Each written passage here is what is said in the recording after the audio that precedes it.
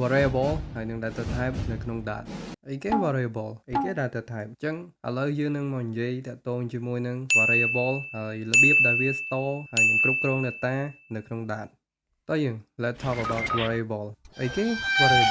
variable មួយគឺ store តម្លៃមួយវា store ដូចជាលេខតួអក្សរឬក៏អ្វីផ្សេងទៀតដែលយើងអត់ដែលស្គាល់ឥឡូវយើងមកនិយាយជ្រៅជាងនេះចាប់ផ្ដើមដំបូងដោយ void main ហើយនៅក្នុង void main គឺមានរឿងជាច្រើនដែលយើងត្រូវមើលចាប់ផ្ដើមដំបូងដោយការប្រកាសតម្លៃឬក៏ប្រកាស variable គ្រប់ data គ្រប់ variable ទាំងអស់គឺមាន data type វាមានដូចជា int global string boolean and something else like dynamic but in this case យើងនិយាយតែ4ទេ int global string and bool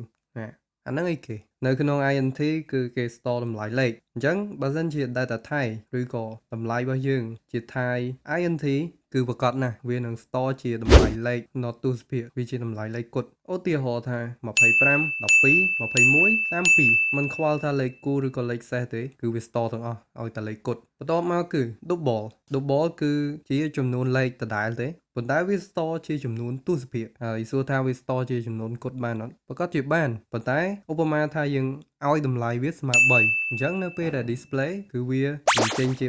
3.00 យើងអាច convert វាឬក៏បំលែងវាចេញ 3.00 មែនប៉ុន្តែយើងអាចបំលែងវាទៅជា3វិញបាន don't worry guys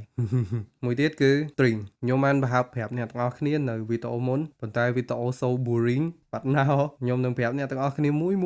make your life better តែឥឡូវនេះខ្ញុំនឹងប្រាប់អ្នកទាំងអស់គ្នាច្បាស់ថា string ហ្នឹងគេ store ជាតួអក្សរដូចជាអ្នកទាំងអស់គ្នាដាក់ឈ្មោះតួលេខអាសយដ្ឋានឬក៏ថ្ងៃខែអ្នកទាំងអស់គ្នាអាច store វាតាម string បានវាអត់បំលែងតួអក្សរទេអ្នកទាំងអស់គ្នាដាក់ A គឺវាតម្លៃរបស់វាស្មើនឹង A អ្នកទាំងអស់គ្នាទៅសេអក្សរ hello តម្លៃរបស់វានឹងស្មើ hello អាហ្នឹងគឺជា data type string តមកទៀតគឺ bool វាគឺ data type ដែល store តែ2តម្លៃគត់គឺ true ហើយនិង false ខ្ញុំអត់ខ្វល់អ្នកឯងស្អីទេតែនិយាយមកខ្ញុំគឺខុសហើយនឹងត្រូវ it is bool បើមិនជាយើងគឺកំពុងរៀនវាស្មើ true ហើយបើមិនជាយើងបញ្ចប់ការសិក្សាហើយវាស្មើ false it is boolean data type មួយនេះវា store តម្លៃ true ហើយនិង false ហើយវាមានអត្ថប្រយោជន៍ខ្លាំងមែនទែននៅក្នុងភាសា programming ចង់ដឹងថាវាមានអត្ថប្រយោជន៍យ៉ាងណាមែនអត់តាមដានខ្ញុំមកដល់ចប់មិនចប់វីដេអូនេះទេគឺចប់ Dart programming ហើយ here ទៅដល់ Flutter អូខេហើយបន្ទាប់មកយើងអាច print វាបានតាមចំណង់ចំណូលចិត្តក្បាលវល់របស់យើងអត់គេអូខេអញ្ចឹងឥឡូវយើងយល់ពី variable ហើយ data type ក៏អ្នកនរគ្នាយល់ដែរគឺជារបៀបដែលគេសម្គាល់ភិនភាគរបស់ variable របស់យើងវាជាលេខវាជា condition ឬក៏វាជាតួអក្សរបន្តទៅទៀតគឺយើងនឹងនិយាយគ្នាតាក់ទងជាមួយនឹង if else statement ចង់ដឹងថានឹងអីគេមែនអត់ click វីដេអូមួយទៀត